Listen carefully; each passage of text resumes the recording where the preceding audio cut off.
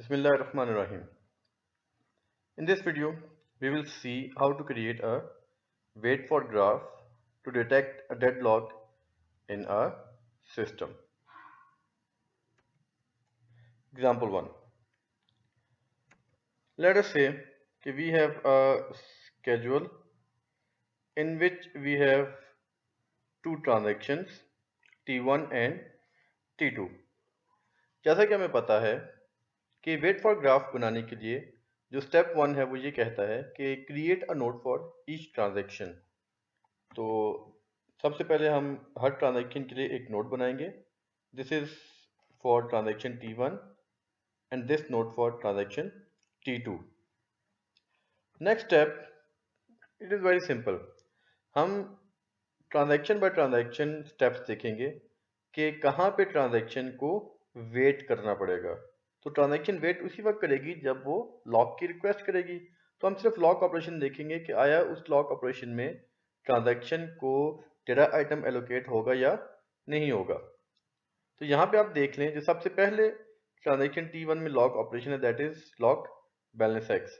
तो आपने इससे पहले देखना है कि क्या इससे पहले बैलेंस एक्स जो है वो दूसरी ट्रांजैक्शन को एलोकेट हुआ या नहीं हुआ। क्योंकि यहाँ पे सबसे पहले बैलेंस एक्स की रिक्वेस्ट है, तो इस ट्रांजैक्शन को वेट नहीं करना पड़ेगा, इसको बैलेंस एक्स एलोकेट हो जाएगा।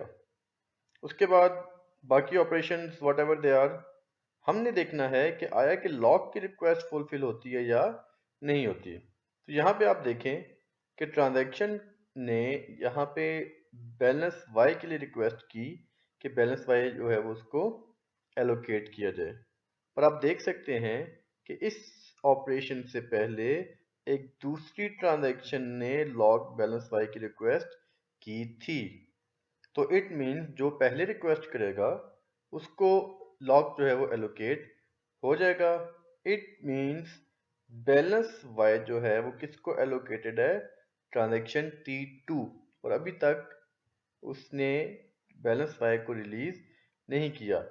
इट मीन्स कि इस पॉइंट पे आके ट्रांजैक्शन T1 को ट्रांजैक्शन T2 का क्या करना पड़ेगा, वेट करना पड़ेगा, क्योंकि लॉक बैलेंस वाई अभी तक जो है वो रिलीज नहीं हुआ। तो इट मीन्स इस ऑपरेशन के ऊपर ट्रांजैक्शन को क्या करना पड़ेगा, वेट। किसका वेट करना पड़ेगा, ट्रांजैक्शन T2 का। तो इसका मतलब है T2 ने डेटा को होल्ड किया है और T1 क्या कर रहा है, वेट। तो रूल में हमने पढ़ा था कि वेटिंग ट्रांजैक्शन से होल्डिंग वाली ट्रांजैक्शन की तरफ क्या आएगा, एक एरो आएगा। तो यहाँ पे T1 से T2 जो है वो एक एरो हम क्रिएट करेंगे। उसके बाद क्योंकि कोई लॉक ऑपरेशन नहीं है, तो then we will move towards the transaction T2। Again same rule है कि हम सिंपली जो है वो सिर्फ लॉक ऑपरेशन को देखेंगे, कहाँ पे लॉक ऑपरेशन है। तो सबसे पहले lock operation lock balance Y, हमने ये देखना है कि इसको लॉक एलोकेट होगा या नहीं होगा। लॉक बैलेंस वाई उस वक्त एलोकेट होगा जब किसी दूसरी ट्रांजैक्शन को लॉक एलोकेट ना हुआ।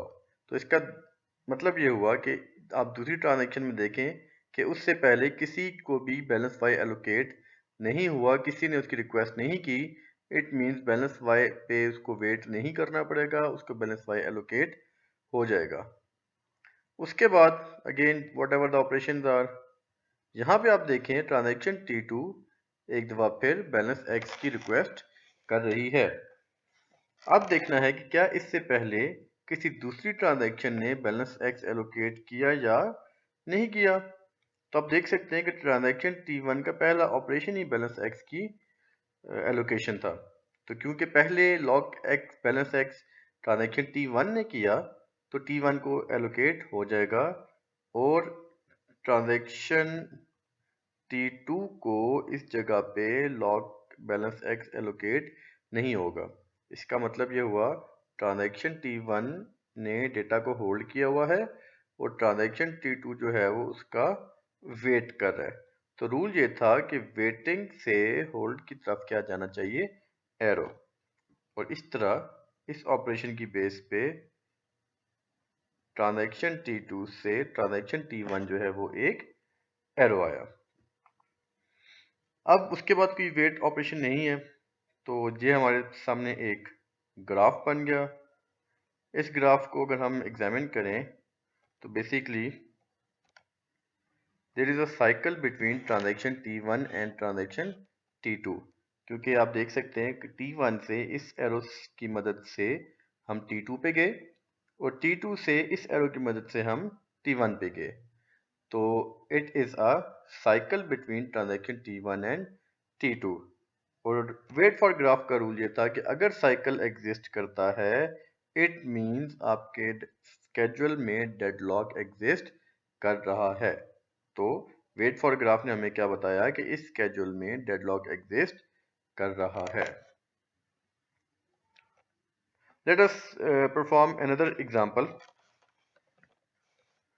इस एग्जांपल में अगर आप देखें तो अगेन हमारे पास एक स्केड्यूल है which has 4 transactions, transaction T1, transaction T2, T3 and T4। तो सबसे पहले rule, create a node for each transaction. This is for transaction T1, for transaction T2, for transaction T3 and for transaction T4। उसके बाद हम simply one by one her transaction का operation जो है वो उनको एग्जामिन करेंगे। तो सबसे पहले ट्रांजेक्शन T1, तो आपने सिर्फ ये देखना है कि उसको लॉक एलोकेट होगा या नहीं होगा।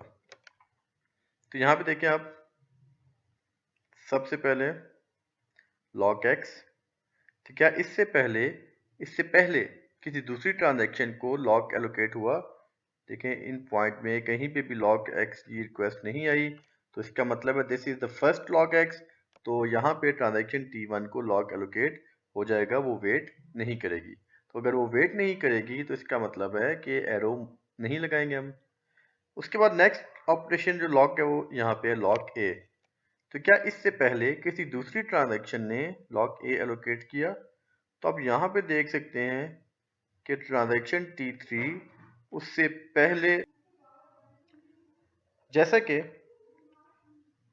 ट्रांजैक्शन T3 ने लॉक की रिक्वेस्ट पहले की, तो इट मीन्स कि ट्रांजैक्शन T3 को लॉक एलोकेट हो जाएगा और ट्रांजैक्शन T1 जो है वो ट्रांजैक्शन T3 का वेट करेगी। तो जब वो वेट करेगी तो रूल ये कहता है कि ट्रांजैक्शन T1 से T3 की तरफ जो है वो एक एरो बनाना है। उसके बाद आप देखें कि ट्रांजैक्शन T1 में किसी भी तरह का लॉक ऑपरेशन एग्जिस्ट नहीं कर रहा। अब हम आते हैं ट्रांजैक्शन T2 की तरफ। अगेन T2 में सबसे पहला लॉक T, तो आप देख लें कि इससे पहले किसी भी जगह पे लॉक T नहीं हो रहा, तो it is the first lock T, तो इसको एलोकेट हो जाएगा। Then we have lock B, तो आप देख लें कि इस ऑपरेशन से पहले किसी दूसरी ट्रांजैक्शन ने B को लॉक नहीं किया। Then we have lock E, तो आप देख लें कि उससे पहले किसी दूसरी ट्रांजैक्शन ने E को लॉक नहीं किया। इसका मतलब है ये तीनों लॉक ऑपरेशन सक्सेसफुल होंगे और ट्रांजैक्शन T2 को एलोकेट हो जाएंगे, क्योंकि पहले किसी को भी एलोकेट नहीं हुए। जब तीनों उसको लॉक एलोकेट हो जाएंगे तो इट मीन ट्रांजैक्शन T2 किसी का भी वेट नहीं कर रही। जब वो वेट नहीं कर रही तो हमें एरो लगाने की जरूरत नहीं है। Now coming towards the transaction T3। T3 में पहला ऑपरेशन लॉक Y, इससे पहले Y किसी दूसरे ने लॉक नहीं किया। Then we have lock A, तो आप देख लें उससे पहले किसी दूसरी ट्रांजैक्शन ने A को लॉक नहीं किया। Then we have lock B। अब यहाँ पे आप देखें कि इससे पहले एक दूसरी ट्रांजैक्शन लॉक B की रिक्वेस्ट कर चुकी है, तो जो रिक्वेस्ट पहले करेगा उसी को पहले एलोकेट हो जाएगा। इट मीन्स ट्रांजैक्शन T2 को B एलोकेटेड है, तो इट मीन्स कि ट्रांजैक्शन T3 जो है वो ट्रांजैक्शन T2 का क्या करेगी? वेट करेगी। दैट इज वाई T3 से T2 जो है वो एक एरो मूव होगा। अब आप देख लें उसके बाद ट्रांजैक्शन T3 में किसी भी तरह का जो है वो लॉक ऑपरेशन नहीं है। And at last we will move towards the transaction T4। T4 में आप देखें सबसे पहले log S, तो इससे पहले किसी दूसरी ट्रांजैक्शन ने S को जो है वो उसकी रिक्वेस्ट नहीं की। Then we have log T, तो हमने देखना है कि इन ऑपरेशन में कहीं पे किसी ट्रांजैक्शन log T की रिक्वेस्ट की है। यहाँ पे आप देखें आपको log T जो है वो नज़र आ रहा है।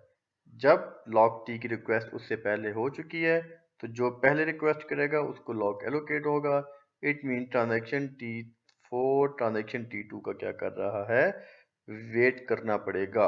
तो विच मीन्स कि T4 से T2 जो है वो एक एरो बनाएंगे। उसके बाद देखिए किसी भी तरह का जो है वो लॉक ऑपरेशन नहीं है। इट मीन्स हमने सारी ट्रांजैक्शन के लॉक ऑपरेशंस देख लिए और this is the desired graph which we have created. अब हमने ये देखना है कि आया कि इस ग्राफ में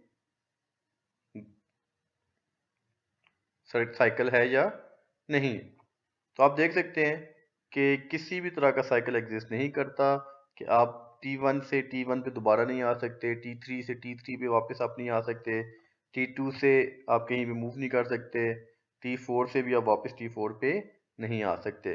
तो इट मीन्स कि there is no cycle exist in above graph. और अगर साइकिल एग्जिस्ट ना करे which means there is no deadlock in the given schedule. अब हम नेक्स्ट क्लिप में देखेंगे कि जब डेडलॉक आ जाए तो उससे रिकवरी के लिए हमें किन फैक्टर्स को देखना पड़ता है।